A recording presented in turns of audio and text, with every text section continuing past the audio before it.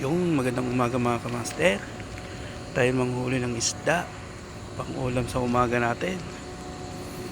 Ako nga pala, nakahuli ako ng dalawa malalaki.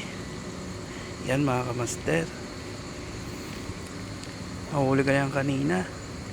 Ngayon ihuhuli natin ng isa. Pero pag isa, yung pinapahana ako na kanina pa, hindi ko basta-basta mahuli. Ang bilis. Maya maya nahuli ko yan mga kamaster. Nahatak ako, pangalawa naman uli. Yan, nahuli ko na siya.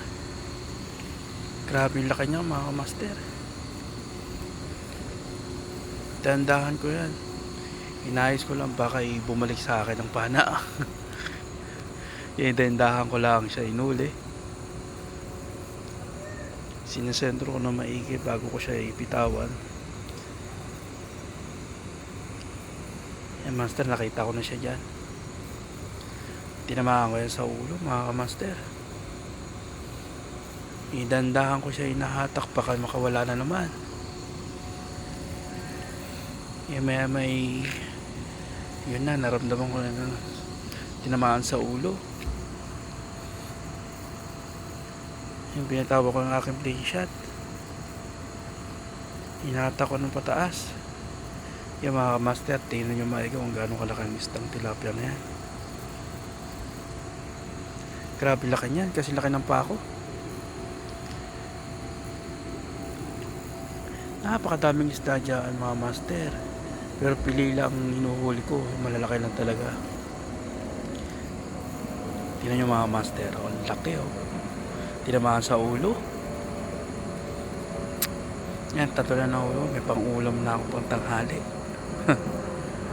Basic. Yung ulam ko lang mga kamaster, iwas lang sa mga puro baboy yung manok. Sasawa na ako, gusto ko naman ng isda, mga sariwa. Master, ayan gamit kay play shot. Si Shopee ko na lang ang binili yan. Tatlo lang hinuli ko mga master, ang laki. Ako'y natuwa sa slingshot ko.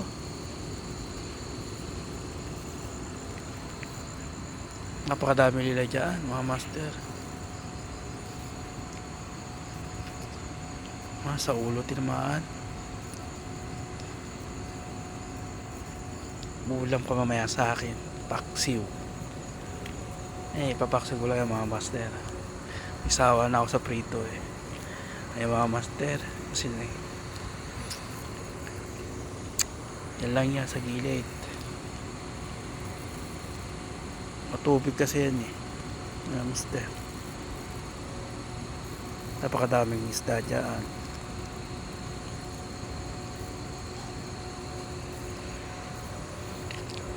Maraming salamat mga master.